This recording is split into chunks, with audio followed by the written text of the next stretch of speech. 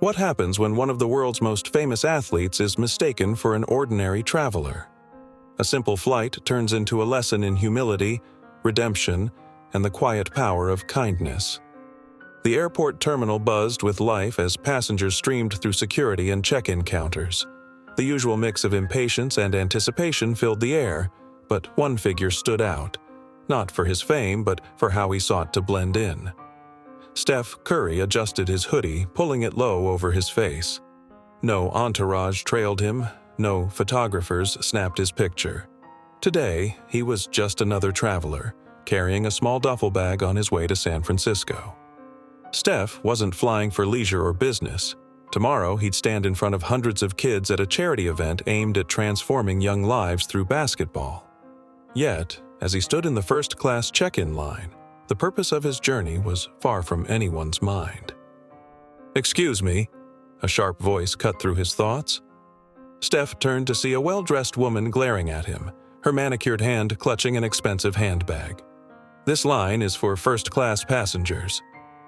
Her words were loud enough to draw attention. Heads turned, curiosity sparked, but Steph's reaction was calm. He'd heard worse. Growing up as Del Curry's son, he'd learned early how to navigate judgment without losing his cool. The airline staff, recognizing him instantly, rushed to intervene. "Mr. Curry, we can assist you," one of them began. But Steph raised a hand.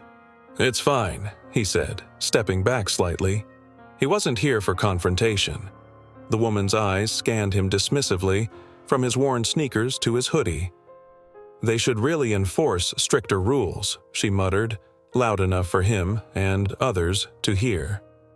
Steph felt the weight of her judgment but chose to remain silent. The lesson, he knew, was better delivered through actions than words. What he didn't realize was how this moment would unfold, turning a day of ordinary travel into a story that would inspire millions. Steph Curry had always carried himself with a quiet dignity. Growing up in a family where fame and basketball were intertwined, he understood early that character mattered more than public perception. His mother's voice echoed in his mind. "How you react when people underestimate you says everything about who you are." The line moved forward, and Steph finally boarded the plane, choosing a window seat in first class. As passengers settled in, he noticed the same woman from earlier. She was seated a few rows ahead, her demeanor as rigid as her posture. Even as flight attendants welcomed passengers and offered drinks, her complaints began almost immediately. "The air feels too cold," she declared. A moment later, "This water isn't chilled enough." The flight attendant, Sarah, handled her requests with a practiced patience that hinted at years of experience. Steph leaned back in his seat, putting on his noise-canceling headphones. He wasn't one to dwell on negativity, but the woman's actions lingered in his thoughts. It wasn't her criticism that struck him, it was the insecurity behind it. He'd seen that kind of behavior before, especially in people trying desperately to prove they belonged in spaces they feared they didn't. As the plane began to taxi, Steph glanced around the cabin. A young boy seated a few rows back caught his eye, excitement radiating from his small frame. He was whispering something to his father, who leaned down to listen. Steph smiled faintly. He could tell the boy had recognized him. The plane climbed steadily into the sky and Steph let his mind drift. Tomorrow's event would bring him back to the roots of why he loved basketball. He remembered his own childhood, the hours spent practicing in his driveway, dreaming of moments like this, where he could inspire others to believe in themselves. The woman's voice cut through the cabin again, interrupting his thoughts. "Why is the Wi-Fi so slow? This is unacceptable." Her complaints echoed louder than before, drawing uneasy glances from the other passengers. Steph turned his attention back to the boy, who was now peeking over his seat, clearly wanting to approach but too nervous to do so. Encouraged by his father, the boy finally worked up the courage and whispered, "Are you Steph Curry?" Steph smiled warmly. "That's me. What's your name?" "Jack," the boy replied, his eyes lighting up. "I watched you play last week. You were amazing." Steph chuckled. "Thanks, Jack. You play basketball?" "Yeah," Jack said eagerly, "but I'm not very good." "Everyone starts somewhere. Steph said, leaning forward slightly. "The key is to keep practicing. You never know what you can achieve." The woman, overhearing the exchange, shifted uncomfortably in her seat. The cabin settled into a quiet rhythm as the plane leveled off at cruising altitude.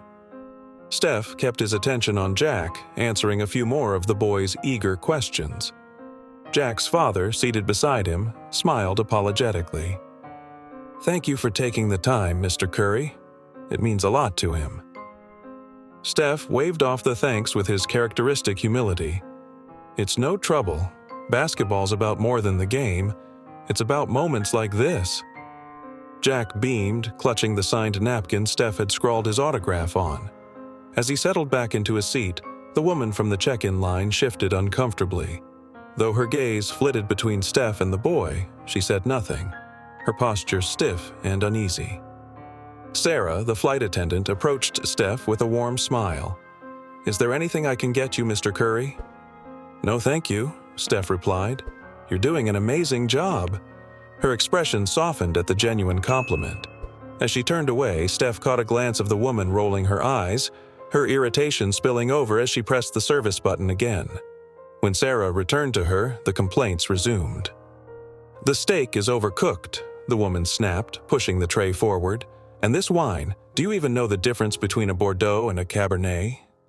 Sarah, maintaining her composure, apologized and promised to bring a replacement. The woman huffed, muttering something about service standards loud enough for half the cabin to hear. Steph watched the interaction with quiet observation. He wasn't angry, nor did he feel the need to intervene. Instead, he felt a pang of empathy. Behind her complaints, he sensed something deeper, a frustration that had little to do with the steak or the wine. The young boy, Jack, leaned toward his father again, whispering, "Why is that lady so mad all the time?" His father chuckled softly but said nothing. Steph couldn't help but smile, though he remained silent. His mother's words echoed in his mind once more. People carry their own storms, and sometimes they try to rain on others. Don't let it change your weather. The flight continued without incident for a while, but Steph noticed the woman growing more restless. Her perfectly polished facade was beginning to crack. Her movements were jerky, her fingers fidgeting with the edge of her designer bag. Steph wondered what story lay beneath her sharp words and entitled attitude. As Sarah returned with a replacement meal, the woman didn't thank her. Instead, she muttered under her breath, barely acknowledging the effort. Sarah's professionalism didn't falter, but Steph saw the slight slump in her shoulders as she walked away. Jack, meanwhile, had fallen asleep, his father gently tucking the signed napkin into his bag. Steph leaned back in his seat, pulling out his headphones. But before he could settle into the calm of his music, the woman's voice rang out once more. "This is ridiculous," she exclaimed, pointing at her tablet. "The Wi-Fi keeps cutting out. How are we supposed to work under these conditions?" The tension in the cabin thickened as passengers exchanged uneasy glances. Sarah approached cautiously, her voice calm. "I'm sorry, ma'am. The Wi-Fi connection can be unstable at higher altitudes." "That's unacceptable," the woman snapped. "I paid for first class and I expect first-class service." Steph closed his eyes, breathing deeply. He wasn't one to involve himself in conflict, but the situation was starting to test even his patience. Finally, he spoke, his voice calm yet firm. "Excuse me, ma'am. I think Sarah's doing her best. Maybe we could cut her some slack." The woman turned sharply, her eyes narrowing. "And who asked for your opinion?" Steph met her gaze steadily, unshaken by her hostility. "Nobody did, but kindness doesn't need permission." Her mouth opened as if to retort, but no words came. The weight of her actions seemed to catch up to her, and for the first time she hesitated. Without another word, she turned back to her tablet, leaving the cabin in an uneasy silence. Sarah passed by Steph's seat a few minutes later, her voice low. "Thank you for that," she said. "You didn't have to step in." Steph smiled. Sometimes people just need a reminder. The rest of the flight passed uneventfully. The woman kept to herself, her earlier energy deflated. Steph, meanwhile, spent the time reflecting on tomorrow's event. He thought of the kids he'd meet, the stories they'd share, and the inspiration they'd take from his own journey. As the plane began its descent, Jack woke up, rubbing his eyes. "Did we land yet?" he asked groggily. "Almost," his father replied with a smile. Steph turned back to the boy. "You ready for the next game, Jack?" Jack nodded enthusiastically. "I'm going to practice every day, just like you said." "That's the spirit," Steph said, reaching out for a fist bump. The woman, watching from her seat, seemed to wrestle with something unspoken. Her earlier bravado was gone, replaced by a quiet tension. As the plane touched down, she stood abruptly, mumbling an apology as she moved past Steph toward the aisle. "Safe travels," Steph said gently as she passed. She paused for a fraction of a second, her shoulders stiffening, but didn't respond. As the plane came to a halt and passengers began gathering their belongings, Steph noticed the woman lingering near the exit. She seemed hesitant, as if debating whether to say something or just disappear into the crowd. Jack and his father were directly behind her, the boy still chattering about basketball and the excitement of meeting his hero. Steph grabbed his duffel bag, nodded politely at the other passengers, and made his way toward the terminal. The crisp air of San Francisco greeted him, along with the usual airport chaos of rushing travelers and muffled announcements. He had just enough time to grab a bite before heading to his connecting flight to Sacramento. If you are enjoying the story till now, please consider liking this video and subscribing to our channel. It costs you nothing, but for us, especially in these early days, it means the world. Let's continue. He spotted a small cafe near the terminal gate and decided to grab a coffee. To his surprise, Jack and his father were already there, the boy excitedly recounting their flight experience to the barista. Steph chuckled to himself as he approached the counter. "Mr. Curry!" Jack exclaimed, his voice carrying across the cafe. Several heads turned, but Steph simply smiled and waved. "We're going to Sacramento too," Jack added excitedly. "Guess we're flight buddies again," Steph replied, kneeling slightly to meet Jack's eye level. "You ready for more basketball questions?" Jack grinned, holding up a small notebook he'd started writing in. "I already thought of 5 more." "Looking forward to it," Steph said with a wink. As he stepped aside to let other customers order, Steph caught sight of the woman from the plane seated near the cafe window. Her earlier sharpness seemed to have melted into something quieter, almost pensive. She was staring at her phone, scrolling through emails or messages, but her gaze occasionally drifted toward the floor. Steph debated whether to approach her. Part of him wanted to let it go. After all, her earlier behavior wasn't his responsibility. But another part, the one his parents had nurtured, reminded him of the value in showing grace, even to those who least expect it. Before he could decide, Jack bounded over. "Mr. Curry, do you think I'll ever be good enough to play in the NBA?" Steph knelt again, placing a hand on the boy's shoulder. "Jack, the most important thing isn't being good enough right now. It's believing you can get there one day. You got to work hard, practice every chance you get, and never let anyone tell you what you can't do." Jack nodded seriously, as though Steph had just revealed the secrets of the universe. "I promise I will." The woman's gaze flicked toward them briefly, then back to her phone. Her shoulders sagged slightly as though burdened by something unseen. Steph watched her for a moment longer before standing and returning to the counter to collect his coffee. The connecting flight to Sacramento began boarding soon after. Steph let Jack and his father board ahead, waving at the boy as he disappeared down the jet bridge.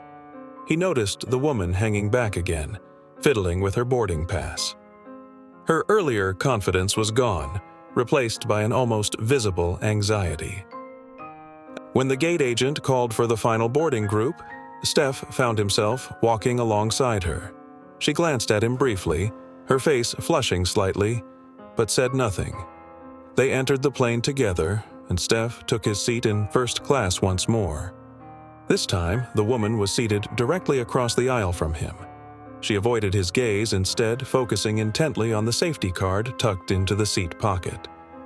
As the plane taxied and began its ascent, Steph pulled out his phone, scrolling through messages from his charity team. Tomorrow's event was shaping up to be something special, and he couldn't wait to meet the kids whose lives it would impact. Halfway through the flight, the woman finally spoke. Her voice was quiet, almost hesitant. "Mr. Curry?" Steph looked up, surprised. Her tone lacked the sharpness he'd grown accustomed to. Instead, there was a vulnerability that caught him off guard. "Yes," he replied, setting his phone down. She paused, clearly struggling with her words. "I owe you an apology for earlier, at the check-in counter." Steph studied her for a moment, then nodded. "Thank you. I appreciate that." Her hands twisted in her lap as she continued. "I was out of line. I shouldn't have assumed. Well, anything, really. I'm just so used to—" She trailed off, leaving the sentence unfinished. Steph didn't push her to explain. Instead, he leaned back in his seat, his expression calm. "Everyone has bad days," he said simply. "What matters is how you move forward from them." The woman's eyes flickered with emotion. "It wasn't just a bad day," she admitted, her voice barely audible over the hum of the engines. "It's been a lot of things.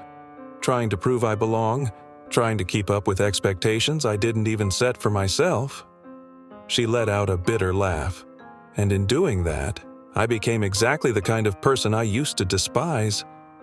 Steph's gaze softened. He'd heard similar confessions before, often from fans or young players struggling to find their place in the world. "It's not easy," he said gently. "But you don't have to prove your worth to anyone. You just have to know it for yourself." She nodded slowly, her hands still fidgeting. "Thank you," she said after a long pause. "I mean it." The plane landed in Sacramento as the sun began to set, casting golden hues across the city skyline. As passengers disembarked, Steph noticed the woman lingering once more, as though reluctant to leave. Jack and his father waited for him at the gate, the boy holding his notebook tightly. "Can I ask you one last question?" Jack asked as they walked toward the baggage claim. "Of course," Steph replied. Jack hesitated, his voice quieter now. "What do you do when people don't believe in you?" Steph thought for a moment, then knelt to meet Jack's gaze once more. "You believe in yourself even harder, because at the end of the day, your belief is what makes the difference." Jack nodded solemnly, as though filing the advice away for future use. His father thanked Steph again, shaking his hand firmly. "You've made his year, Mr. Curry. Thank you." Steph smiled. "It's been a pleasure." As they parted ways, Steph noticed the woman standing nearby. She wasn't holding her phone this time, and her expression was softer, almost grateful. She gave him a small nod, which he returned before stepping into his car. That night, as Steph prepared for the charity event, he reflected on the day's events. The woman's apology, Jack's enthusiasm, and the quiet moments of connection reminded him why he loved what he did. It wasn't just about the game. It was about the impact, the ability to inspire others to believe in themselves, no matter the obstacles. He didn't know if the woman's journey would change from that day forward, but he hoped it might. Sometimes, all it took was a small moment of kindness to spark something bigger. The next morning, Sacramento buzzed with energy as Steph arrived at the charity event. Kids filled the basketball court, their laughter and chatter echoing off the gym walls. Banners promoting the foundation hung on the walls, and volunteers moved swiftly, ensuring everything ran smoothly. Steph felt a familiar warmth in his chest. Events like this reminded him why he poured so much of his time and resources into giving back. The kids' excitement wasn't just about meeting an NBA star, it was about the hope and possibilities the event symbolized. Jack and his father were among the first to greet him. The boy was already dressed in basketball gear, clutching the same notebook he had carried on the flight. "Mr. Curry," Jack called, running up to him. "I practiced my dribbling this morning, just like you said." "That's what I like to hear," Steph said, crouching to give him a fist bump. "You ready to show me your skills?" Jack nodded enthusiastically. His father looked on with pride, his phone out to capture the moment. Steph guided Jack to a nearby hoop, offering tips as the boy practiced his shots. Around them, other kids watched with wide eyes, eager to join in. "Let's make this a group lesson," Steph announced, motioning for the other kids to gather. Within moments, a crowd of young athletes surrounded him, their faces alight with joy. Meanwhile, across the gym, the woman from the flight stood near the entrance, scanning the scene with an uncertain expression. She had decided to attend the event after seeing a flyer in her hotel lobby that morning. Something about the day before, the interaction with Steph, her apology, and his calm words, had stirred something in her. She clutched a donation envelope in her hand, unsure if she should approach. Part of her wanted to turn around and leave. After all, what did she know about basketball or charity? But another part of her, the part that had been humbled on the flight, urged her to stay. She found a seat on the bleachers, watching as Steph interacted with the kids. His genuine enthusiasm was contagious, and for the first time in a long while, she felt a pang of admiration. He wasn't just a celebrity, he was a leader, someone who used his platform to lift others. As the day progressed, the woman began to relax. She found herself clapping along with the parents as the kids played games, laughing at Steph's playful banter with the crowd. When Jack made a three-pointer during a scrimmage, the entire gym erupted in cheers. Steph hoisted the boy onto his shoulders, beaming with pride. "You're a natural, Jack," he said, spinning the boy around. Jack grinned from ear to ear, shouting, "I learned from the best." The woman sat quietly, absorbing the scene. For years, she had defined success by external markers: wealth, status, appearances. But watching Steph interact with these kids, she realized how hollow those markers felt. Here was a man who had achieved unparalleled success, yet his greatest joy seemed to come from moments like this: connecting, giving, inspiring. Her thoughts were interrupted when a volunteer approached her. "Hi there," the young woman said warmly. "Are you here to make a donation?" The woman hesitated, then nodded, handing over the envelope. "I didn't know how much to give," she admitted, "but I wanted to contribute something." The volunteer smiled, tucking the envelope into a collection box. "Every bit helps. Thank you for supporting our cause." The woman lingered near the donation table, her eyes drifting back to Steph. He was now sitting on the court with a group of kids, answering their questions with the same patience he had shown Jack on the flight. She felt a pang of guilt for how she had treated him earlier. Her apology had been sincere, but watching him now, she realized how much more there was to learn from him.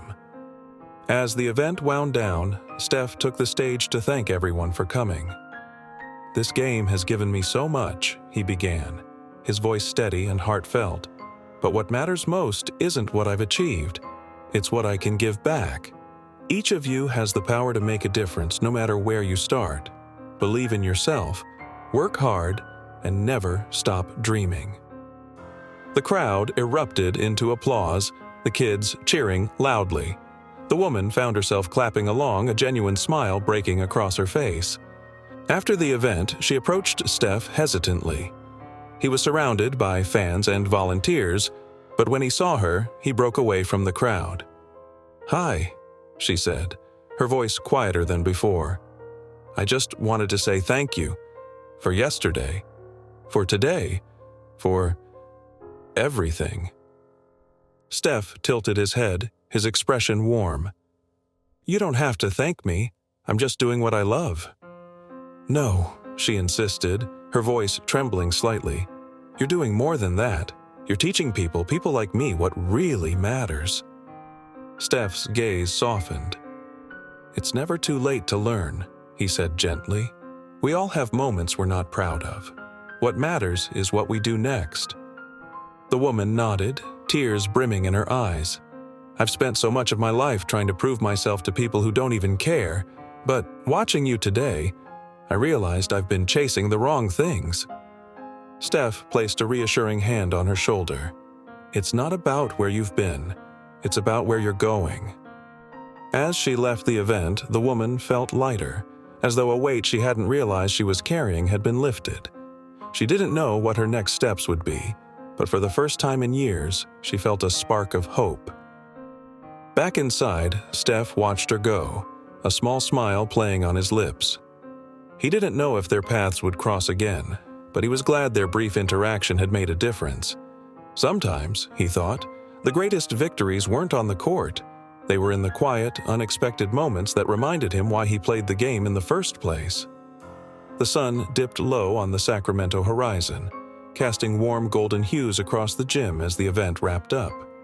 Volunteers packed up banners and equipment while families began to filter out. Kids clutching signed basketballs and freshly printed photos with Steph Curry. The energy in the room lingered, a buzz of inspiration that seemed to touch everyone who had attended. Steph stood near the court, taking a moment to reflect.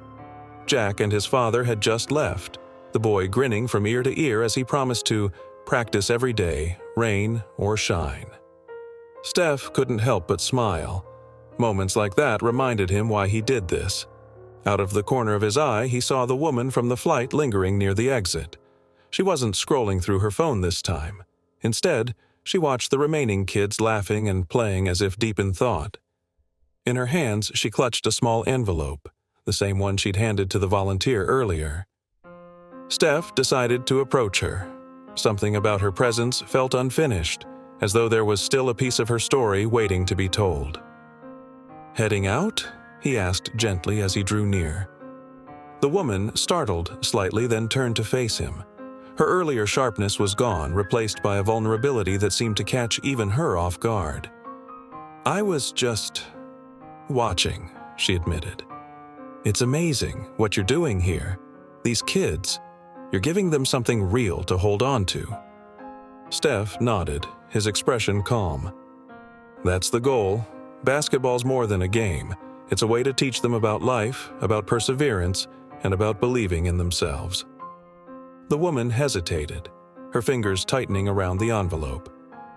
"You know," she began, her voice quieter now, "I didn't grow up with much. My mom worked 2 jobs to put me through school, and we never had anything like this. Opportunities like these, they weren't even a dream." Steph tilted his head, listening intently. "But when I got older," she continued, "I started chasing the wrong things. Money, status, approval. I told myself it was to prove that I could make it, that I belonged. But the truth is..." Her voice wavered. "The truth is, I don't even know who I was trying to prove it to anymore." Steph remained silent, letting her words hang in the air. He could sense how much this admission cost her, how deeply it had been buried until now. She let out a shaky breath. "Seeing you yesterday, the way you handled everything on that flight, and then today, it's like I've been holding a mirror up to myself, and I don't like what I see." Steph placed a comforting hand on her shoulder. "The fact that you're seeing it now, that's what matters. It's never too late to change direction." The woman looked down, tears glistening in her eyes. "I made a donation," she said softly, holding up the empty envelope. "It's not much, but it's something. I wanted to contribute." Steph smiled, his voice steady and encouraging. "It's more than a donation. It's a step forward, and that's what counts."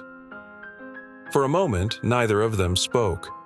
Around them, the gym grew quieter as the last of the volunteers packed up. The woman wiped at her eyes, a small, tentative smile breaking across her face. "I've been thinking about what you said," she added, "about how it's not about where you've been, but where you're going. I think I'd like to start going somewhere better." Steph nodded, his expression warm. "That's the best decision you'll ever make." As she turned to leave, Steph called after her. "Hey," he said, his tone light but sincere, "what's your name?" She paused, glancing over her shoulder. "Rebecca," she said. "Well, Rebecca," Steph replied, "if you ever need a reminder, just think back to this day. You're stronger than you realize." Rebecca smiled, a genuine, unguarded expression that felt foreign yet comforting. She nodded once before walking out of the gym, her steps lighter than they had been in years. Later that evening, Steph sat in his hotel room reflecting on the day. His phone buzzed with notifications, messages from fans, updates from the charity team, and even a few social media posts from parents who had attended the event. But one message caught his eye.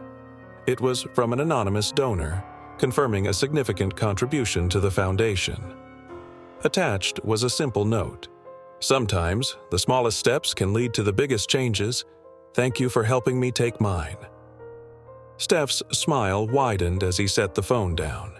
He didn't need to know for certain who the donor was. He already had a pretty good idea. The next morning, Steph stood at the edge of the basketball court, surrounded by a group of wide-eyed kids eager to learn. Sacramento's early sun cast long shadows across the gym, but the energy of the room was bright and electric. Today was a new day, and with it came new opportunities to inspire. As the event wrapped up, he took a moment to address the kids and their families. "Life is like this game we all love," he said, his voice steady and filled with conviction. "It's not always about making the perfect shot. It's about learning from the ones you miss, getting back on the court, and trying again." Applause erupted, and Steph looked out at the crowd, catching glimpses of kids hugging their parents, friends high-fiving, and volunteers smiling with pride. Among them, he saw Rebecca standing near the door. She wasn't holding her phone or her designer bag. Instead, she stood with her arms crossed, watching intently. For a moment, their eyes met, and Rebecca gave him a small, almost shy wave. Steph nodded back, a silent acknowledgement of the journey she'd started. It wasn't about grand gestures or public declarations. Her presence here spoke volumes. Later that evening, Steph returned home to his family. Aisha greeted him at the door, their kids running to wrap their arms around his legs. "How was it?" she asked, her eyes lighting up as she helped him carry his bags inside. "It was good," Steph replied, setting a basketball down on the counter. "More than good, actually. I think we made a difference." As they sat together for dinner, Steph recounted the moments that had stood out: Jack's enthusiasm, the kids' determination, and, most unexpectedly, Rebecca's transformation. "It's funny," he mused. "Sometimes the people who need these events the most aren't even the ones they're meant for." Aisha smiled knowingly. "That's the power of what you do. It's not just about basketball, it's about connecting with people and showing them what's possible." Steph leaned back, reflecting on her words. The day's events had reinforced something he'd always believed. True change doesn't happen in grand arenas or under bright lights. It happens in quiet moments, in unexpected places, when one person chooses kindness and another decides to take a step forward. The next day, a video from the charity event surfaced online, showing Steph interacting with the kids and delivering his heartfelt message. Among the thousands of comments was one that stood out. "You never know how much impact a small act of kindness can have. Thank you, Steph, for showing us what leadership truly looks like." Steph smiled as he read it, knowing the truth of those words. It wasn't about fame or fortune, it was about moments like these, moments that left the world just a little better than before.